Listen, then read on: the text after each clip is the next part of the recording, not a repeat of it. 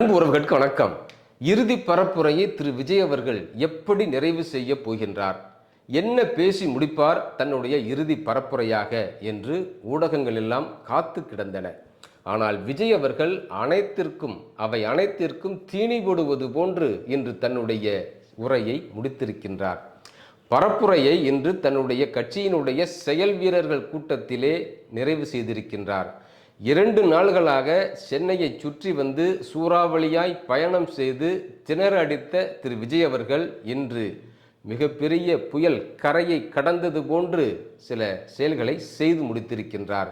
பாரதிய ஜனதாவை விஜய் பேசுவதே இல்லை, பாரதிய ஜனதா என்ற பெயரையே அவர் சொல்வதே இல்லை என்று கூறிக்கொண்டிருந்த நிலையில் இன்று நேரடியாக தாக்குதல் தொடங்கியிருக்கின்றார். திமுக, அதிமுக இந்த 2 கட்சிகளும் பாரதிய ஜனதாவினுடைய 2 அடிமைகள் என்று வெளிப்படையாக மக்களிடையே தன்னுடைய உரையில் குறிப்பிட்டிருக்கின்றார். ஒருவேளை திராவிட முன்னேற்ற கழகம் தோற்றுப்போனால் தன்னுடைய கட்சியை காப்பாற்றிக் கொள்வதற்காக பாரதிய ஜனதாவிடம், புதுதில்லி தலைமையிடம், திரு நரேந்திர மோடி அவர்களிடமும் அமித்ஷா அவர்களிடமும் மண்டியிடும் என்று வெளிப்படையாக குறிப்பிட்டிருக்கின்றார். அதே வேளையில் எடப்பாடி திரு கே பழனிசாமி பெயரை இறுதி வரை வெளிப்படையாக அவர் பேசவே இல்லை.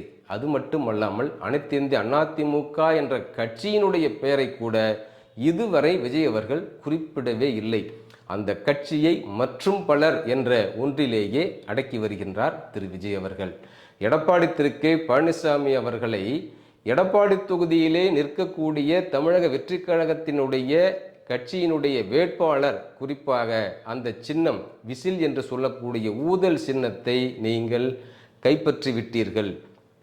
அதனால் உங்களினுடைய தொகுதியிலே தன் விருப்ப வேட்பாளராக போட்டியிடக்கூடியவருக்கு நான் என்னுடைய சார்பை அளிக்கின்றேன் என்று குறிப்பிட்ட திரு விஜய் அவர்கள் எடப்பாடி திரு கே பழனிசாமி அவர்களை எல்லோரும் குறிப்பிடுவது போன்று இன்று 10 தோல்வி கண்டவரே, உங்களால் எடப்பாடி தொகுதியை விட்டு வெளியில் வந்து நின்று வெற்றி பெற முடியுமா, இல்லை நிற்க முடியுமா என்று மிக ஆணித்தரமாக மிகப்பெரிய அளவிலான ஒரு கேள்வியை முன்வைத்திருக்கின்றார்.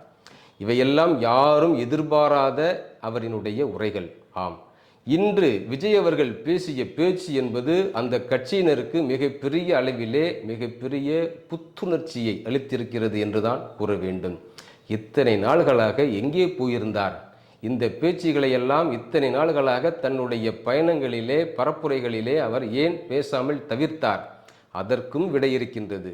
அவரினுடைய தந்தையார் திரு S.A. சந்திரசேகர் அவர்கள் ஏன் விஜய் மாலை 6 மணிக்கு பிறகு தன்னுடைய கூட்டங்கள் நடத்துவதில்லை, பங்கேற்பதில்லை என்ற கேள்விக்கு மிக தெளிவாக விடையளித்திருக்கின்றார்.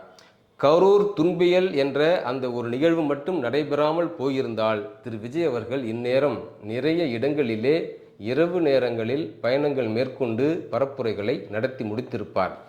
அந்த துன்பியல் நிகழ்வின் காரணமாகவே அவர் 6 மணிக்கு மேல் பரப்புரை மேற்கொள்வதில்லை என்ற ஒன்றை கடைபிடித்து இன்று தன்னுடைய பரப்புரையை நிறைவு செய்திருக்கின்றார் என்று குறிப்பிட்டிருக்கின்றார்.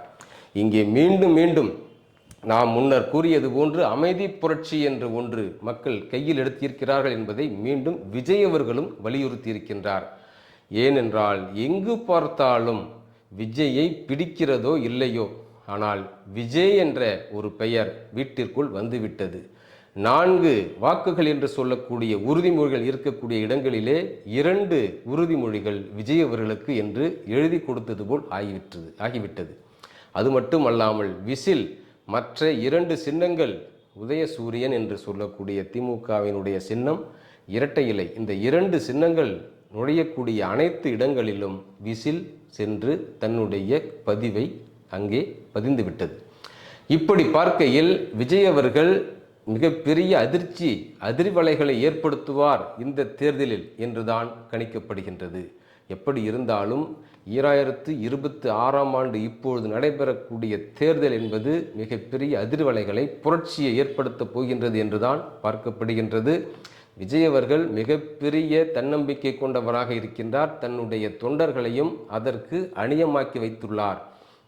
அதனாலேயே அவர் மிகவும் நம்புகின்றார், ஆட்சி மாற்றம் கண்டிப்பாக ஏற்படும், திராவிட முன்னேற்றக் கழகம் ஆட்சியிலிருந்து அகற்றப்படும் என்ற ஒன்றில் தெளிவாக இருக்கின்றார். அதே வேளையில் 2031 தான் அவரினுடைய இலக்கு என்று அரசியல் நோக்கர்கள் கருதுகிறார்கள். நகர்ப்புறம் மட்டுமல்லாமல் சிற்றூர்களிலும் விஜய் அவர்களுக்கு மிகப்பெரிய அளவிலே சார்பாளர்கள் கூடியிருக்கிறார்கள் என்றுதான் பார்க்கப்படுகின்றது. விஜய் அவர்களினுடைய கட்சிக்கு கட்டமைப்பு இல்லை, அவர்கள் வாக்கு முகவர்கள் என்று சொல்லக்கூடிய அந்த நிலையில் எவரையுமே அவர்கள் முழுவதுமாக நிறைவு செய்ய இயலாத நிலையில் இருக்கின்றார்கள் என்று ஏளனமாக எள்ளி நகையாடி கொண்டிருந்த ஊடகவியலாளர்கள் இப்பொழுது மூக்கின் மேல் விரல் வைக்கக்கூடிய அளவிலே அவர்கள் தங்களினுடைய எண்ணங்களை இப்பொழுது எண்ணி பார்க்கிறார்கள். அந்த வகையில் விஜய் அவர்களினுடைய தாவேகா தொண்டர்கள் தமிழகம் முழுக்க தேர்தல் களத்திலே மிகப்பெரிய அளவிலே 2 திராவிட கட்சிகளுக்கு இணையாக தங்களினுடைய களப்பணியை ஆற்றியிருக்கிறார்கள். தேர்தல் முடிந்த பிறகு பொறுத்திருந்து பார்ப்போம்.